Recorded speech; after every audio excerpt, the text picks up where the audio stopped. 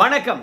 இன்னைக்கு என்ன செய்தியை பார்க்க போறோம்னு கேட்டீங்கன்னா, திமுக கூட்டணி இன்னுமா உடையலன்னு சொல்லி நீங்க நினைக்கிறீங்க? அதுலயும் காங்கிரஸ் கட்சியானது கூட்டணி விட்டு வெளியேறவில்லை என்று நினைக்கிறீங்க? கூட்டணிக்கு சங்கு ஊதிய ஜோதிமணி மற்றும் மாணிக்கம் தாக்கூர் என்ன நடந்தது என்று கேட்கின்றீர்களா? சமீப காலமாக காங்கிரஸ் கட்சிக்காரங்க அதிக தொகுதி கேட்பதும் ஆட்சியில பங்கு கேட்பதும் வாடிக்கையாக இருந்தது. உங்க எல்லாருக்கும் தெரியுமா இல்லையா? அப்புறம் டெல்லியில ஒரு ஆலோசனை கூட்டம் நடந்தது. நம்ம கூட்டணி தொடர்பாக பொதுவெளியில பேசக்கூடாது அப்படின்னு ராகுல் காந்தி அதிரடியான கட்டளை போட்டாருன்றது உங்க நல்லா தெரியும். அதற்கு பிறகு காங்கிரஸ் கட்சிக்காரங்களை பொறுத்த வரைக்கும் தலைமை சொன்ன பிறகு திமுக காங்கிரஸ் கூட்டணி தொடர்பாக யாரும் பொதுவெளியில கருத்து தெரிவிக்கல.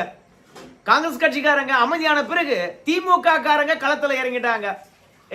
நம்ம மிரட்டலுக்கு நம்ம முதலமைச்சர் ஐயா ராகுல் காந்தி கிட்டத்துல போன் பண்ணி சொன்ன பிறகு ஒட்டுமொத்த காங்கிரஸ் கட்சிக்காரன் வாயை மூடிக்கிட்டாண்டா. திமுக யாரு அப்படின்னு காட்டணும்னு சொல்ற திமுறலையோ என்னமோ தெரியல. மதுரையினுடைய வடக்கு சட்டமன்ற தொகுதியினுடைய எம்எல்ஏ இருக்கக்கூடியவர், மாவட்ட செயலாளராகவும் இருக்கக்கூடிய கோ தளபதி அவர்கள் மொழிப்போர் தியாகிகளுக்கான வீர வணக்க நாள் மதுரை சுப்பிரமணியபுரத்தில் நடந்திருக்கிறது. அந்த கூட்டத்தில் கலந்து கொண்டு நம்முடைய கோ தளபதி அவர்கள் என்ன பேசுகிறான்னு கேட்டீங்கன்னா, காங்கிரஸ் கட்சியில சில பேர் அதுல பங்கு வேணும் இதுல பங்கு வேணும் அப்படின்னு கேட்கிறாங்க. அவங்க பேரெல்லாம் சொல்றதுக்கு எனக்கு என்ன பயம் இருக்குது? மாணிக்கம் தாக்கூரும் ஜோதிமணி அவர்கள் தான் ஆட்சியில பங்கு கேட்கிறாங்க, அதிகமான தொகுதி கேட்கிறாங்க. இவங்க எம்பி ஆகிட்டாங்க. ஆனா காங்கிரஸ்ல யாரு சட்டமன்ற உறுப்பினர் ஆனா என்ன ஆகாட்டா என்ன, இவங்க எம்பி ஆகிட்டாங்கல்ல. அதற்கு பிறகு கூட்டணியை உடைக்கின்ற வேலையில இறங்கிட்டாங்க. நம்மளாம் என்ன பண்ணணும்னு கேட்டீங்கன்னா, நம்ம தளபதி கிட்ட போயிட்டு, அதாவது முதலமைச்சர் ஐயா கிட்ட போயிட்டு திமுக காரங்க சொல்ல போறாங்களாம், ஜோதிமணிக்கும் மாணிக்கம் தாக்கூருக்கும் இனிமே எம்பி சீட்டு கொடுக்கவே கூடாது, அதுக்கான வேலையை நாம தலைமை இடத்துல போய் பார்க்கணும் அப்படின்னு சொல்லிட்டு. ஏண்டா காங்கிரஸ் கட்சிக்காரனுக்கு பூத் ஏஜென்ட் எவனா இருக்கான்? இல்ல பூத் லெவல்ல ஆட்கள் இருக்கிறாங்க. ஒரே ஒரு தொகுதிக்கு 3000 ஓட்டு 4000 ஓட்டு இருப்பதே சந்தேகம்டா. அவங்க என்னன்னு கேட்டீங்கன்னா, ஆட்சியில பங்கு அதிகாரத்துல பங்கு கேட்கிறாங்க. அது மட்டும் கிடையாது, டெல்லியில இன்னைக்கும் இந்தியா கூட்டணி என்று யாராவது பேசுறாங்கன்னா அதுக்கு காரணமே நம்ம ஸ்டாலின் ஐயா, இரண்டாவது அகிலேஷ் யாதவ், மூன்றாவது மம்தா பானர்ஜி. நாம இந்த 3 பேர் மட்டும் இந்தியா கூட்டணியில இல்லைன்னு வச்சுங்களேன், டெல்லியில எவனுமே இந்தியா கூட்டணி பத்தியே பேச மாட்டான். இப்படி இருக்குது காங்கிரஸ் உடைய நிலைமை. ஆட்சியில பங்கு அதிகாரத்துல பங்கு கேட்கிறாங்களா? இன்னும் நிறைய பேசுவேன், அது நல்லா இருக்காது என்பதனாலதான் இதோட நிறுத்திக்கிறேன் அப்படின்னு சொல்லிட்டு கூட்டணியை உடைக்கின்ற வேலையிலும் அதிகாரத்துல பங்கு, ஆட்சியில பங்கு, அதிக தொகுதி, இப்படி எல்லாவற்றையும் பேசுறது ஜோதிமணியும் மாணிக்கம் தாக்கூர் தான். சும்மா இருந்த காங்கிரஸ் கட்சிக்காரங்களை சொரிஞ்சு விட்டது இவங்க 2 பேர் தான். இவங்களுக்கு எம்பி சீட்டு அடுத்த முறை கொடுக்க கூடாது அப்படின்னு கோ தளபதி பேச, இதை கேள்விப்பட்ட மாணிக்கம் தாக்கூர் அவர்கள் தன்னுடைய எக்ஸ் தளத்துல ஒரு பதிவு போறார்.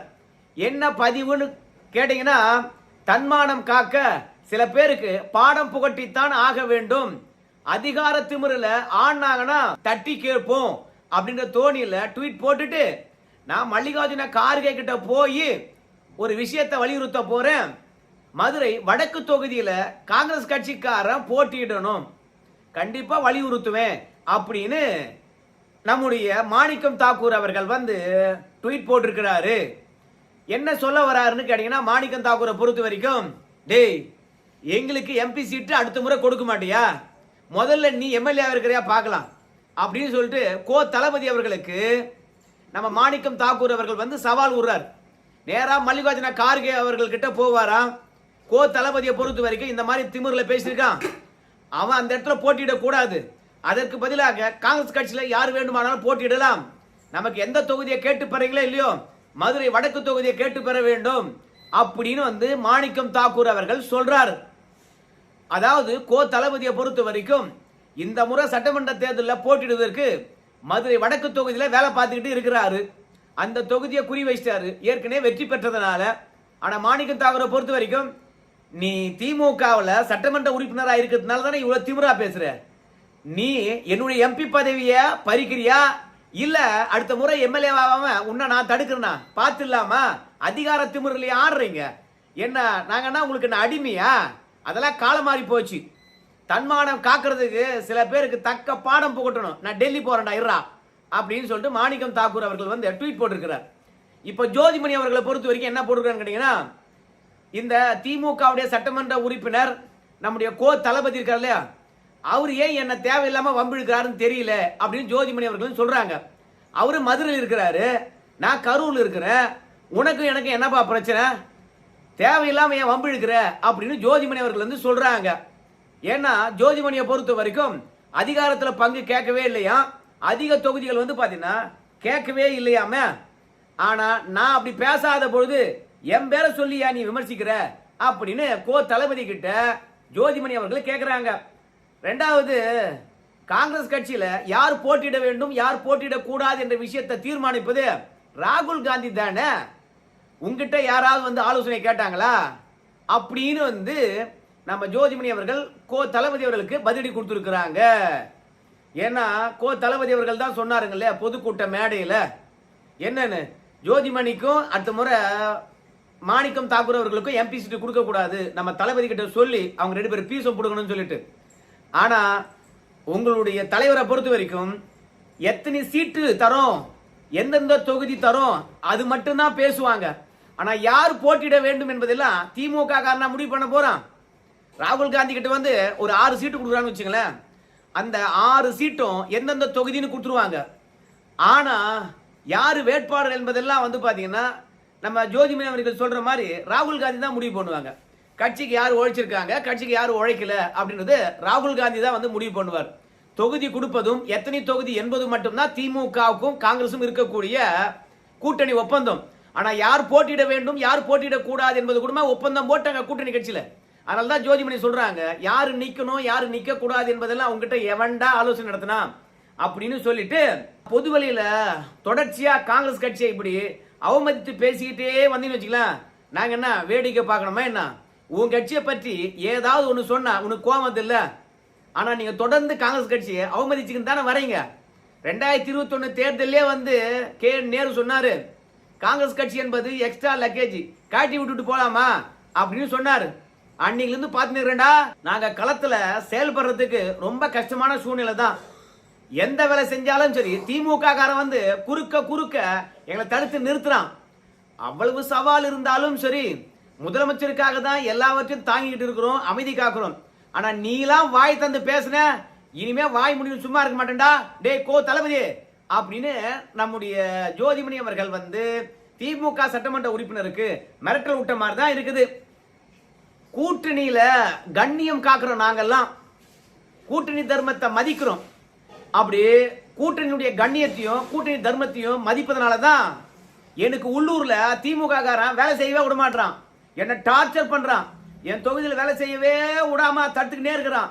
இருந்தாலும் என்கிட்ட எவன் மல்லு காட்டுறானோ திமுக காரன் அவங்கிட்ட சண்டை போடல, நான் எங்க போய் பேசணுமோ அங்க போய் நான் பேசுறேன், என் கட்சி தலைமை கிட்ட தான் பேசுறேன். அதே மாதிரி தளபதி வந்து பாத்தீங்கன்னா யாருக்கு சீட்டு கொடுக்கணும் யாருக்கு சீட்டு கொடுக்க கூடாது, ரெண்டாவது காங்கிரஸ் கட்சிக்காரங்க என்னமெல்லாம் பேசுறாங்க இதெல்லாம் வந்து உன் தலைவர்கிட்ட தானே பேசணும். ஆனா பொதுவெளியில் வந்து பேசுற வயசுலயும் அனுபவத்திலையும் மூத்தவர் தானே தளபதி, அந்த நாகரிகம் கூட உனக்கு தெரியலையேப்பா. எங்களுக்கு ஏகப்பட்ட பிரச்சனை இருக்கு திமுக.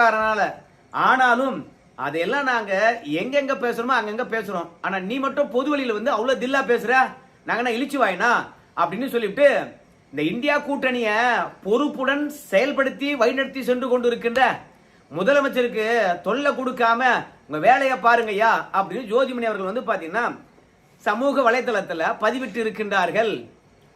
அதாவது செல்வ பெருந்தகை இருக்கா, செல்வ பெருந்தகை இப்படி காங்கிரஸ் கட்சிக்காரங்களையும் இரண்டாவது காங்கிரஸ் கட்சியுடைய நாடாளுமன்ற உறுப்பினர்களையும் திமுக காரங்க அவமதிக்கின்ற பொழுது காங்கிரஸ் கட்சி தலைவர் தான் வந்து பாத்தீங்கன்னா கூட்டணியில் இருக்கிறோம், எல்லை மீற வேண்டாம், காங்கிரஸ் கட்சி வேற திமுக வேற, தோழமை உணர்வுடன் இருக்கிறோம், ஆனா எல்லை மீறி பொது வழியில பேச வேண்டாம், அதுக்கு பேசுறதுக்கு 4 சுவர் இருக்கிறது, கட்சி தலைமையகம் இருக்கிறது, அப்படி இருக்கும்போது பொது வழியில பேசுறீங்களே தளபதி அவர்கள் அப்படின்னு அந்த ஆள் கண்டித்திருக்கணும். ஆனா எல்லாரும் சொல்றாங்க அடா விசிகாவை ஒரு குறிப்பிட்ட கோடிகள் கொடுத்து திமுக கைப்பற்றி விட்டது. கம்யூனிஸ்டுகளுக்கு தெரியும் 25 கோடி கொடுத்து 2 கட்சியும் கைப்பற்றி விட்டார்கள். வைகோக்கு வந்து பாத்தீங்கன்னா ஒரு சில கோடிகள் கொடுத்து அந்த கட்சியும் கைப்பற்றி விட்டார்கள். அது மட்டும் இல்ல, திமுக கூட்டணியில் இருக்கக்கூடிய கமலஹாசன் வரைக்கும் சில கோடிகளை கொடுத்து திமுக தன் கூட்டணி கட்சிகளாக மாற்றி இருக்குது. யோ, நான் சொல்லலப்பா, நம்முடைய கம்யூனிஸ்ட் கட்சியில் இருந்த முத்தரசன் அவர்கள் தான் சொன்னாரு. நாங்க மட்டுமா வந்து பணம் வாங்கின திமுக கிட்ட? அந்த கூட்டணியில் இருந்த எல்லாரும் தான் பணம் வாங்கினாங்க. என்ன எங்க பாக்கெட்ல போட்டுக்கிறதுக்காக பணம் வாங்கினோம்? நாங்க கட்சிக்காக செலவழிப்பதுக்காக பணம் வாங்கினங்க.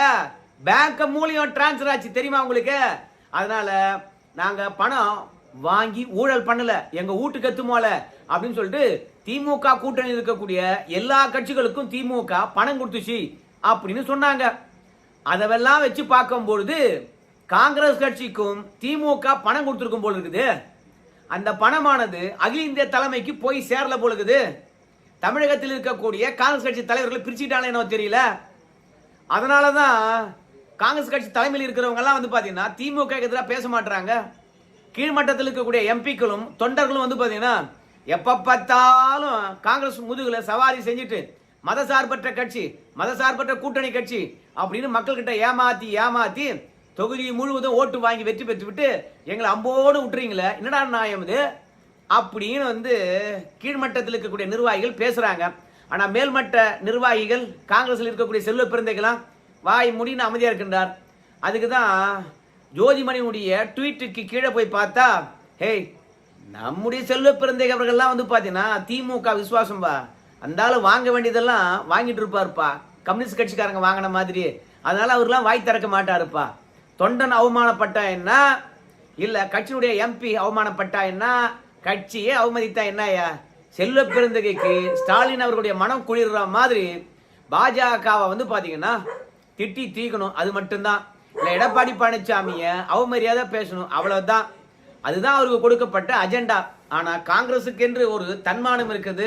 இந்தியாவுக்கு சுதந்திரம் வாங்கி கொடுத்த கட்சி, அது மட்டும் இல்லாம பல முறை இந்தியாவை ஆண்டு இருக்குது. இன்னைக்கும் பல மாநிலங்கள்ல ஆட்சியில் இருக்குது. 23 ஸ்டேட்ல பெரிய கட்சியாவே இருக்கிறது.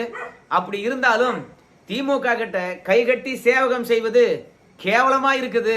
ஒரு அகில இந்திய கட்சியானது திமுகவுக்காக தவம் இருப்பது வேதனையா இருக்குது அப்படின்னு செல்வ பிறந்தகை எப்போ வேதனை அடைய போறாரு?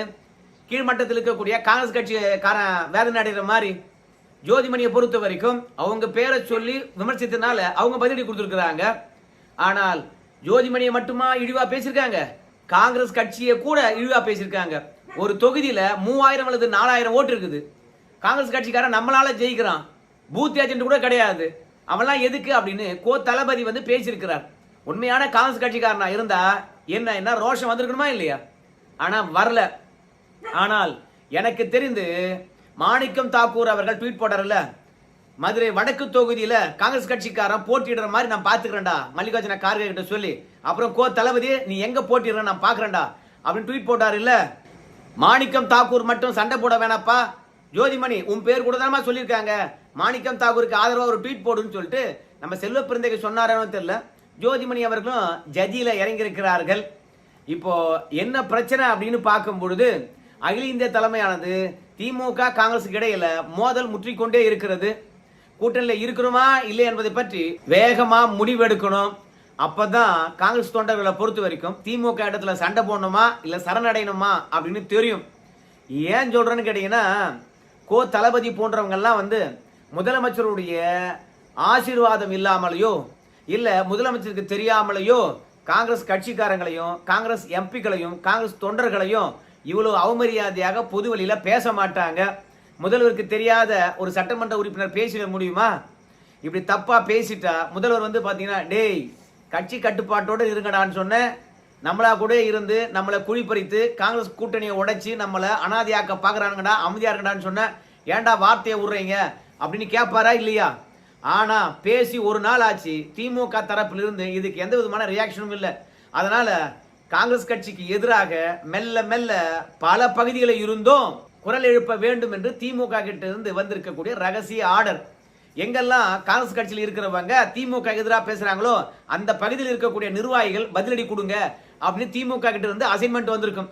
அதனாலதான் இந்த மாதிரி தளபதி அவர்கள்லாம் வந்து இன்னைக்கு பொது தளத்துல பேசுறாங்க, இல்லைன்னா பேசவே மாட்டாங்க. இது நமக்கு தெரியுது. ஆனா செல்வ பெருந்தைக்கு தெரியணுமே.